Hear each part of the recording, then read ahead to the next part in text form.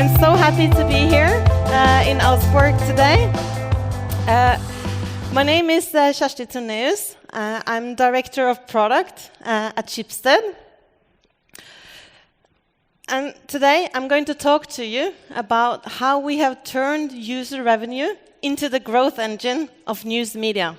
And I'm a real user revenue nerd, so this is my favorite topic. But first and foremost, Schibsted, we are a publisher, but we are a tech company too. And we strongly believe that we can't be the first without being the other. Today, it's journalism together with software that makes up the news experience and the news product. In the old days, the newsroom made a new product every day. Today, journalists still do fantastic journalism every day, but it is together with the software that makes up the news product. And this is a tremendous change. It's not easy, but it is the combination of the two that makes it. And it means that the newsrooms no longer have full control of the product. And that's, of course, scary, but important. To kickstart this talk, I will take you back in time to 2011. I just came back home. Work is home.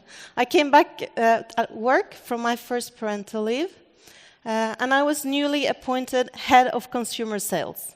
Back then, it meant I was going to sell print subscriptions. My friends thought I was borderline crazy, and my colleagues, they were questioning my ability, to be frank, because I was a print rookie, or a noob, as my kids would say today. I had no print experience, and the print decline was 13%. So let's go back to 2011.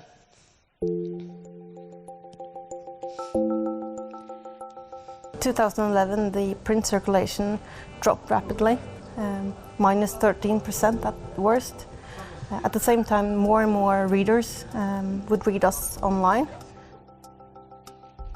It was a really intensive news year. We had the shootings in Utøya, and we had the revolution in Egypt, the financial crisis in Greece, and so on.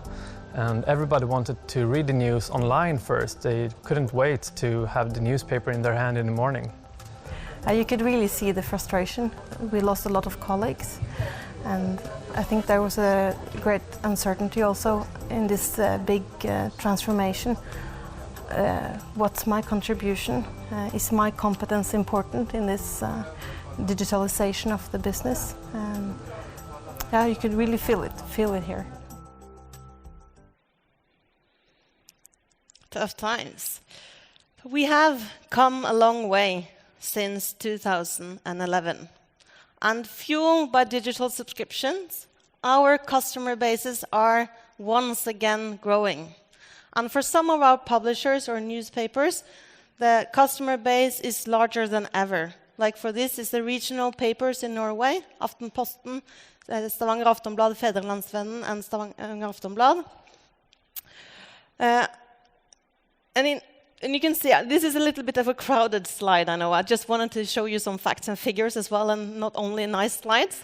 And on the upper graph, you will see the growth of digital subscriptions for these publishers. And on the lower graph, you will see the full customer base. And I've separated the campaign volume from the established customers, because it's, of course, the established customers that you actually earn money on.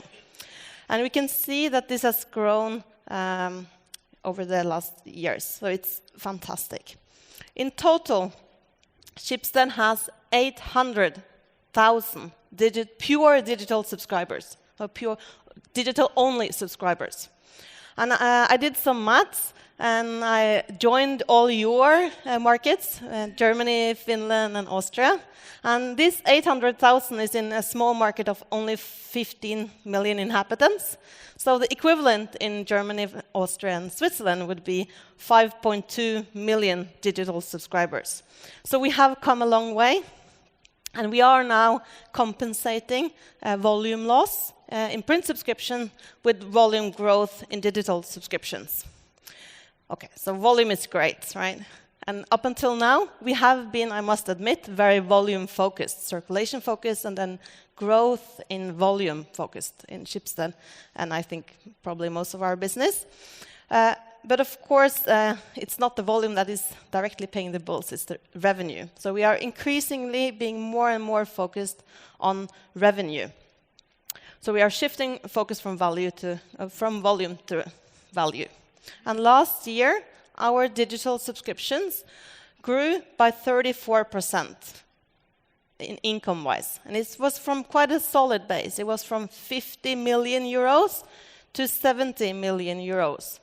And these are growth numbers, both in absolute numbers and in percentage, that we in Schibsted are only used to seeing in our fintech companies, which is also the reason why this talk has been named User Revenue, the Growth Engine of News Media. Almost as impressive as the shift from print to digital is that now also on the income side for the printed papers, we compensate volume decrease with price increase. So the top line for most of our newspapers are now pretty much flat, which is, I must say, much better than we anticipated back in 2011. I also want us to zoom out. So zoom out and look at the entire business, adding ads revenue. And when zooming out, and now we're looking at Aftenposten, which is one of the regional papers in Norway, you can see a profound shift in business model. What used to be a 50-50 split between ads and user revenue is now heavily leaning towards user revenue. I'm a user revenue nerd. And the main reason for that is that having users paying for your service or your product is, to me, the ultimate proof that you have created value. You can capture some of the value you have created. You have solved the problem for the user in their everyday life so much that they are willing to pay for it. And I strongly believe that in order for us to come strengthened out of this disruption that we are in the middle of, we need to be very user-centric. And having a strong user business helps you putting the user in the driver's seat. Because the user then contributes with money, with cash. And that makes the user more important when you do decisions and when you allocate resources and when I fight with ads and so on. They are not only a means to an end. So the user is not only like on your way to an ad impression. They have monetary value in themselves. The second reason I'm a user revenue nerd is that user revenue is often subscriptions. And subscriptions is a very analytical business model. And over the next slides, I will share some insights about this data-intense and tech-intense business of user revenue, and some insights that we believe are the key to our success at Schibsted. And then later I will finalize with 3 challenges that we see ahead and how we are planning to attack them. First, having a subscription business means you have a lot of customers. And having a lot of customers, maybe millions of customers, you can't talk to them all. So you can't do your customer research based on having meetings with all your customers. It's simply impossible. So you need to rely on a lot of analytical tools and capabilities in order to understand the health and the well-being of your customer base. You also need to understand how different touch points, what kind of insights do different touch points give you to the understanding of this. Because what they say in customer service when they're upset because their printed paper did not arrive in the morning might not be representative for their full impression of your product. The second insight is that acquisition costs are high. And in Scandinavia, at least, I don't know about your market, but in Scandinavia, you very seldomly see TV commercials for newspaper ads, subscriptions. And there's a reason for it, because marketing needs to be very targeted to yield an ROI. So you need to target the right people with the right message at the right time. That means that it's data and analytic intense. And you need to automate it. And let's face it, sales and marketing today, it is tech. You don't only need people in your marketing department to do HTML codes to get your emails out. You need full stack engineers, you need UX research, you need UX designers, you need data scientists and data engineers. Because sales and marketing, it's not what it used to be. The third insight is that we are, with a lot of subscribers, we are fishing in the same pond. And it is very important to understand that this means you need to have a good experience throughout the full customer journey. So you need to have a positive experience of your brand throughout the journey. So it's not enough only to have a fantastic onboarding. You also need to have a really good offboarding and a really good cancellation flow. And the trick to this is that it's very tempting to add a lot of friction in cancellation. I know because I've done it. But the problem by doing that is that if you add too much friction in the cancellation flow, you will jeopardize future sales.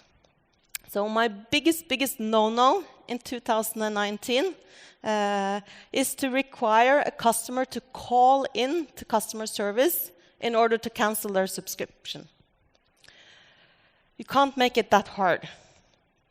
It's very important that you base your business not on the fear of losing customers, but on the joy of serving them. Fourthly, this is a very data-rich business, which is, of course, appeals very much to a nerd like me. And we talk a lot about big data. It's a super buzzword. And I think it's sometimes useful to talk about small data. And in this business, or at least to our experience, the small data of consumer business is recency, frequency, and volume. Like, how long is it since you visited or used the service the last time? How frequent do you normally use it? And how much do you use it once you use it? And in all the prediction models, churn, price elasticity, propensity to buy, all the models that I've seen, it boils down to these three. And these three are especially powerful because our KPIs are lagging. Churn and income. You do a sale today, and then you will know maybe in 6 months or so if you did a good sale, because then you know how the income went and retention and churn and so on. So having these three small data and be really, really tight on them can really help you. And what does this mean for your business? It means that you need analysts, data scientists, and data engineers. And I'm going to say something very important now, probably the most important thing that I say today, is that you will never get enough of these people. You will never manage to recruit enough of them. So make sure you use them wisely. And when I say wisely, I mean in production on real-time data. Please do not use them to make management reports for boards. Let these people deliver results, not report on them. Having these talented people putting up dashboards for managers to look at, it's a waste of talent. So let your managers put up their own dashboards. And if they can't, train them or replace them.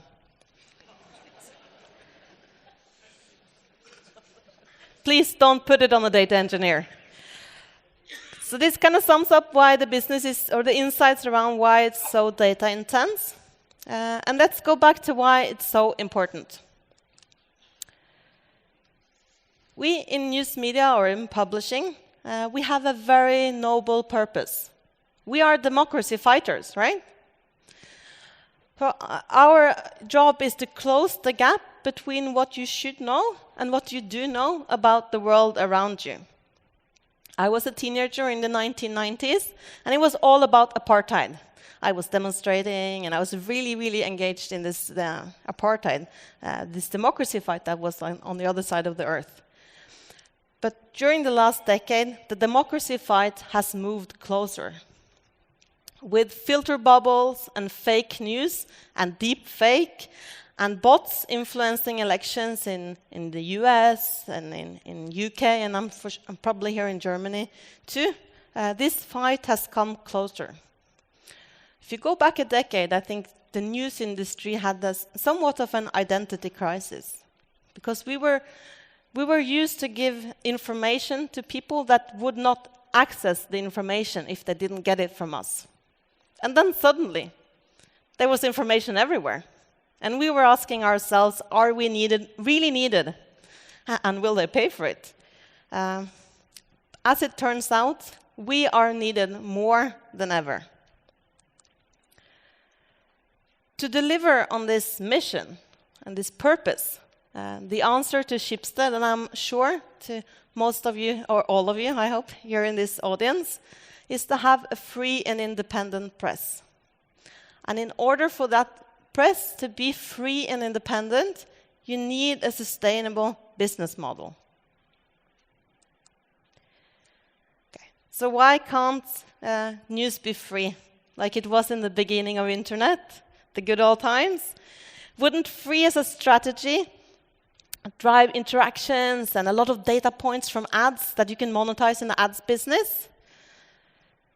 Can't users pay with their data like they do on YouTube and Google and Facebook? The challenge, at least where I'm from, is that is not a sustainable business model.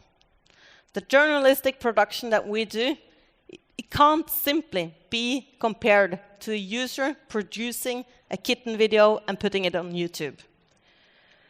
And there's also a risk of a downward spiral, which I'm trying to exemplify with these beautiful ads I have on this slide. So that when you have a pure ads business, you really want to deliver effect to the advertiser, right?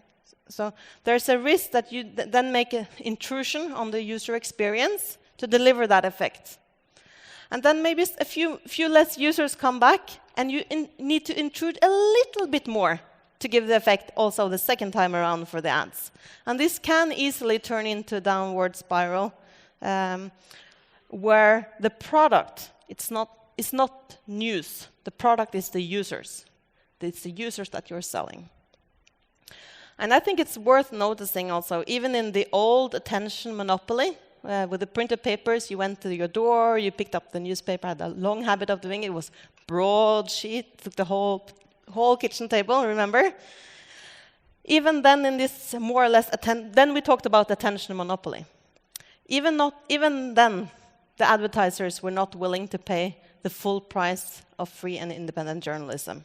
So I think it would be a little bit naive to think that in this highly competitive attention economy that we are in now, that advertising could pay the full bill.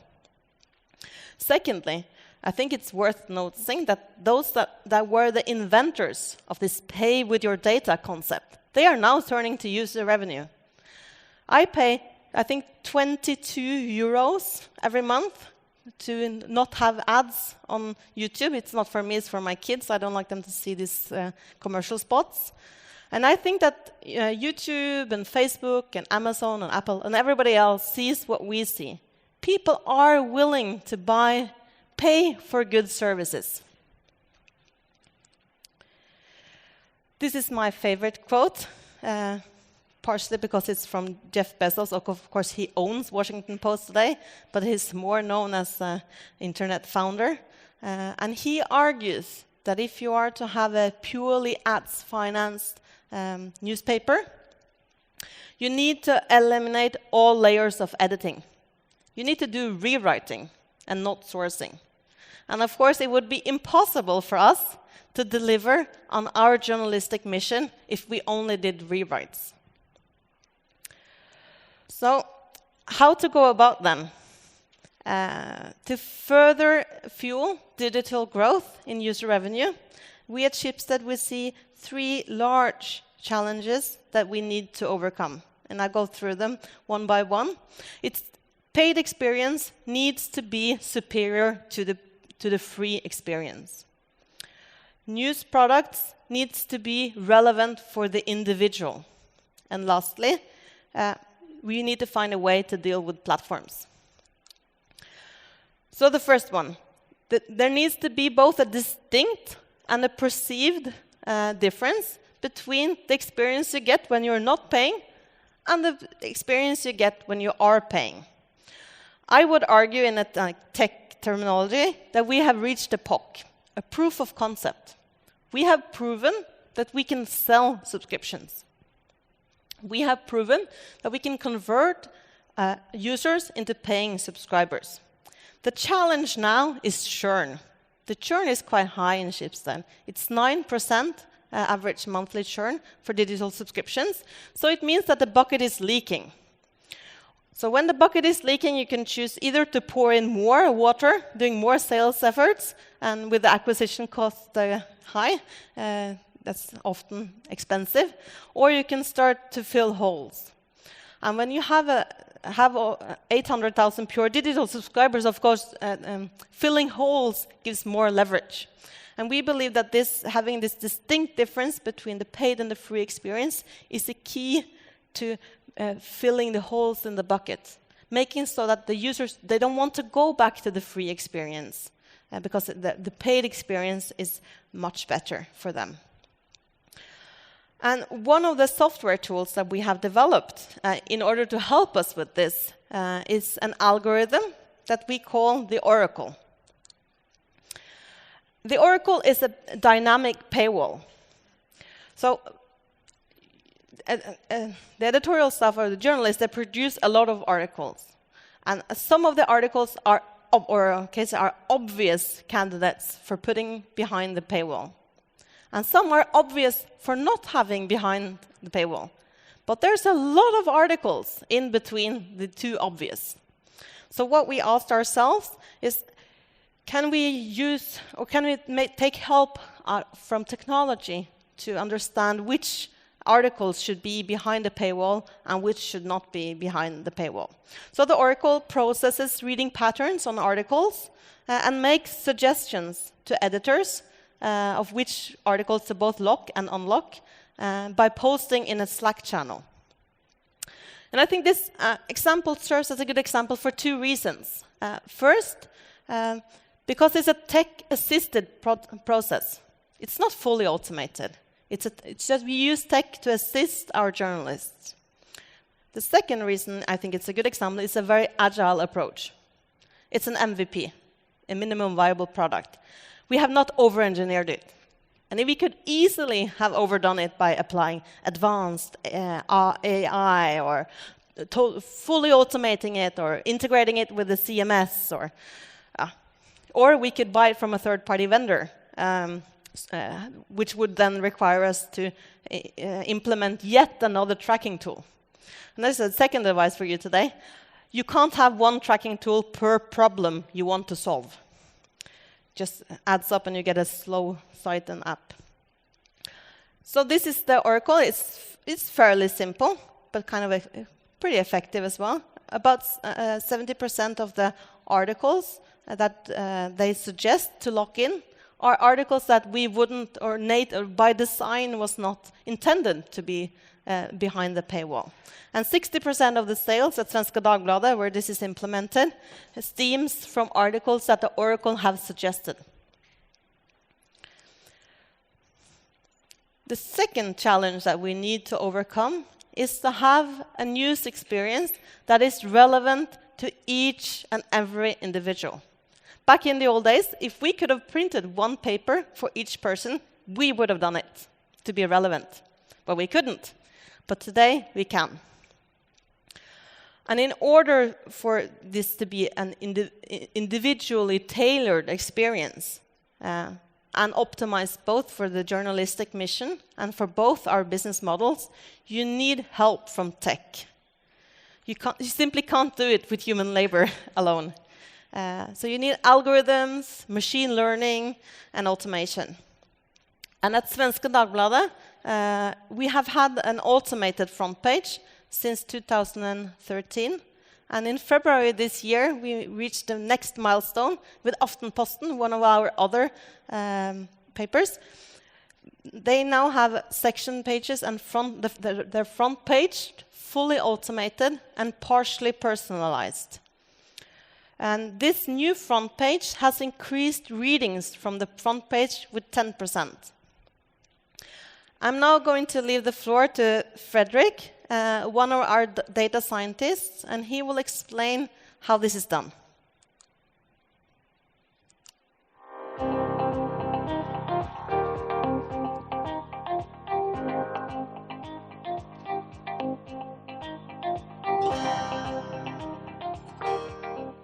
Machine learning is basically when a computer sees a lot of data and learns from it. And that can be used to, for instance, predict things that will happen.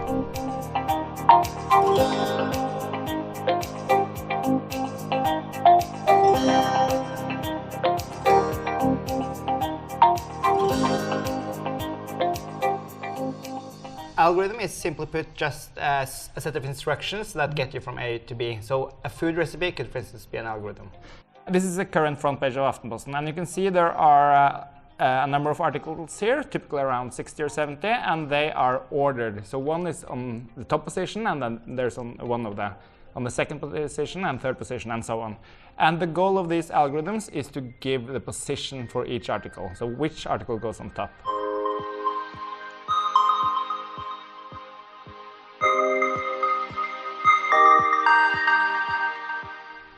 The one of them is the most obvious. We call it time decay, but it basically says that when something is published, it has a lot of value and then it drops over time. And how do you decide this value that you start with here? We start out with a value that's set by the journalist or the editor. That's something we call news value. And then it loses news value over time. And that's set by this half-life value, which basically says how many hours it goes before it's lost half of its points. And the second algorithm you called a live view-through rate. Yes, so view-through rate is just a different word for click-through rate, but you need to view it also afterwards. And here we monitor the performance of the articles on the front page right now. So we look at how many clicks the article gets on a particular position compared to how much we expect it to get at that position. And expectations here is connected to where on the front page is put, for instance? Yes, so we calculate what we expect in click-through rate for each position for the last 30 days, and then we compare how it actually performs with that.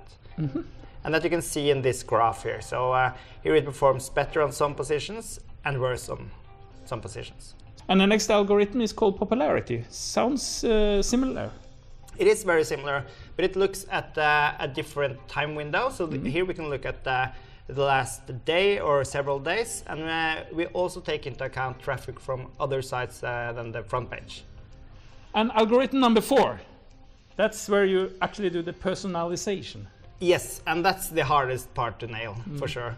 So here we try to give each user a personalized experience by giving him more of what corresponds to his interests. And how do you decide that?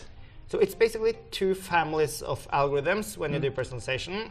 One is called content-based, and that's based on the content that the user reads. So if you read a lot of sport, for instance, then you will get more sport articles. The other family of algorithms is called collaborative filtering. We'll look at users who are similar to you in your pattern, and then we'll recommend what they have read, but you haven't read yet. And which one are you using of these two methods? We are using content-based now. And I can show you briefly how it works. Okay. So this is one experiment we've done where we have used an algorithm called topic modeling. And topic modeling is an algorithm where you feed the computer with hundreds of thousands of news articles, and it tries to figure out what the articles are about and how the words relate to each other. We can have a look at a couple of the topics. So if I click, for instance, this topic, you can clearly see that the top words in this topic are about countries. If you look at the neighboring topic, you can see that it's also about countries, but this time only European countries. So this algorithm has sort of figured out that Europe is one topic and the rest of the world is a different topic. And this is pure based on the computers analyzing words in the articles and all of that, trying to extract some meaning. Yes. And if you give them a different set of articles to look at, then the computer will have entirely different results as well. And this is how the computer is learning. Yes. It learns from observing the data, but it's not told what to learn or what the country is in.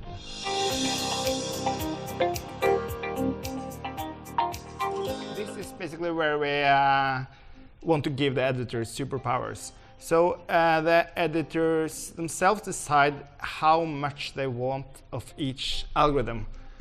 So here we'll look at time decay and live VTR. And basically what we do is just to combine the scores by adding them. So this depends on which newspaper it is, of course. Some are more tabloid than others, but you basically can drag the slider here to see how tabloid front page you want. So if you drag this all the way to the right, you'll get the most tabloid articles. Because now you're increasing the weight of the live view to rate. Yes. And similarly, if we drop it down to 0, then you'll basically get the recent stories on top.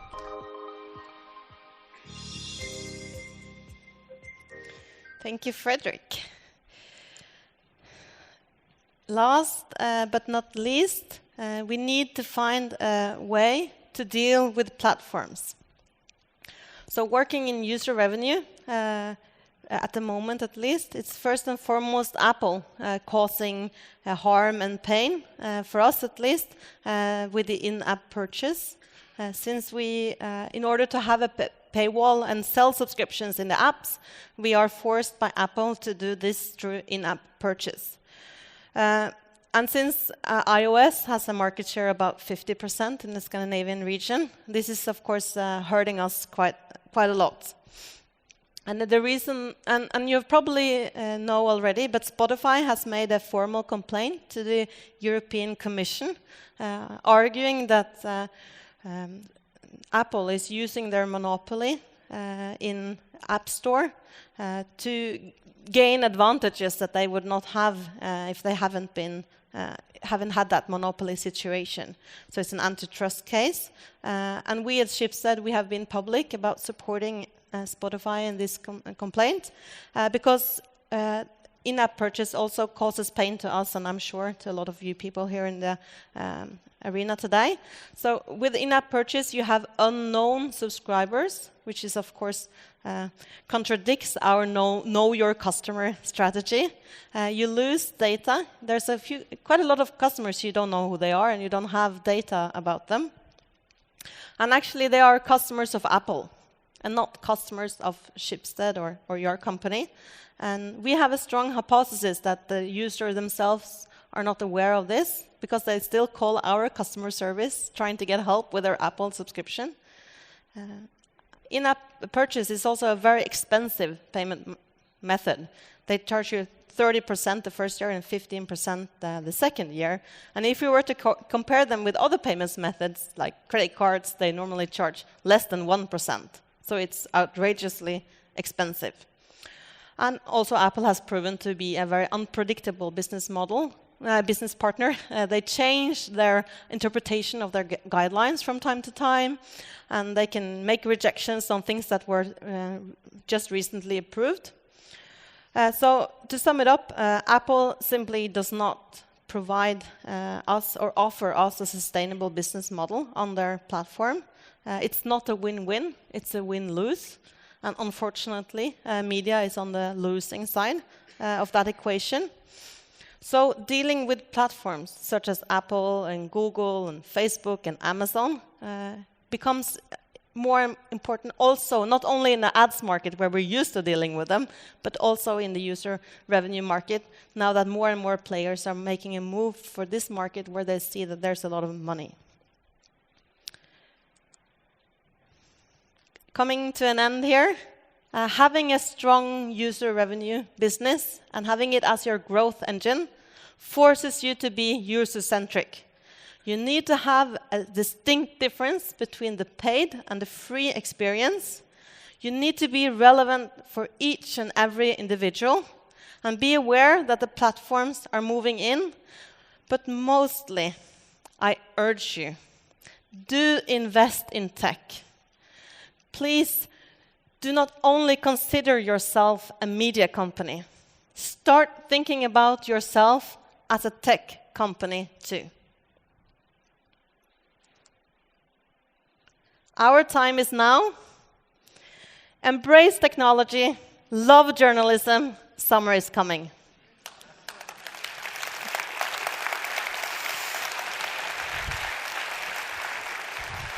Thank you, Kjersti.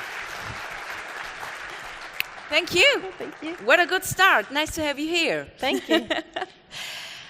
Yes, we have time for questions. Yes. One question, because is summer is coming. Are you a Game of Thrones? Is this okay. Very much. So yes, okay. I've We even can read talk the about books. that after backstage then. So If you haven't seen Game of Thrones, do. Yes. okay, so no spoiler here, Okay. please. Okay. So, just let me ask you, what did you learn? What is your background? Yes. How do you get this, what you are now? I am an economist, really. I worked on the business side in Schibsted for about 12 years. So I'm originally from the business side. I've been head of marketing, head of sales. And in all those positions, I saw that technology is becoming business. So when I was the head of sales, I was thinking too far in the future, and when I was head of marketing, I was too technical.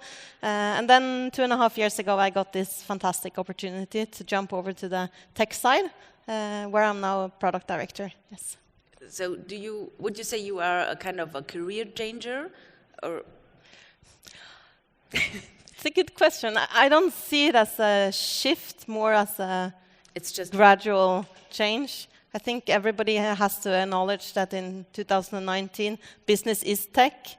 And in order to be successful in business, you need to be able to leverage tech. And in order to leverage tech, you need to understand it. So, But what does this mean for the new blood? Is there this pure journalism thing you learn at school and do that one thing, or do we need more of the career changer, and what needs new blood to learn? I think, of course, like I said in the beginning, that before, in the old days, it was the journalist that did the product, and then everybody else helped them sell it or monetize it or so on. But now, today, it's not only the journalists that make the products; it's also the software engineers. It's important to acknowledge, and it is a good thing. So, embrace it. Fragen im Publikum. Any questions here in the audience? Wir haben nette junge Damen mit Mikrofonen verteilt. Einfach kurz melden. Die Damen haben schon mal gewunken. Jetzt haben Sie die Damen auch gesehen. Ist schon jemand wach genug, um Fragen zu stellen? Hier sehe ich eine Hand. Einfach mal, Mädels, ran an die Jungs. Bitteschön. Yeah, thank you. How many people of the tech people are working for your department? How many data engineers and so on? In the product and tech community for Schibsted News Media, so only the news media part, not the marketplace and growth, we are 343 people. Yes. And the data engineering part, I'm not sure, maybe 30 or 40 or something. Yes. It is necessary. I don't think he has that much. Okay, another question. If I understood you correctly, you said that your readings on the front page increased by 10% after you applied your personalization efforts. So how is this worth the effort? It's a bit low, isn't it? I think this is it's an agile process. So this is just, when launching it, it's just the beginning of training the algorithm. But 10% is, I would say, it's a good increase, and it's something that we are very satisfied with. And I think it can't only be measured in click-through rates. It also has something to do with our brand promise and our handshake in the market, that we promise to be relevant. And in order to be relevant, we need to individually tailor it. And I think it would be unwise to have a very short-term way of calculating the ROI on this investment. I think it's an investment in the existence of this industry. But I would love it to be 30%, so don't misinterpret me. So you're still working on it? Yes, and it's both the automation and the personalization that together gain this 10% increase. So you would say the effort was worth it for the 10%? Yeah, I think it's worth it. I think it would be worth it even if it was 0%, so, because it has to do with our brand promise. Okay. So one more question. Noch jemand? You see one? Here? Yeah, I see one right there. in front. I'm here all day also, so you can ask me that's questions a good later thing. also if you want to.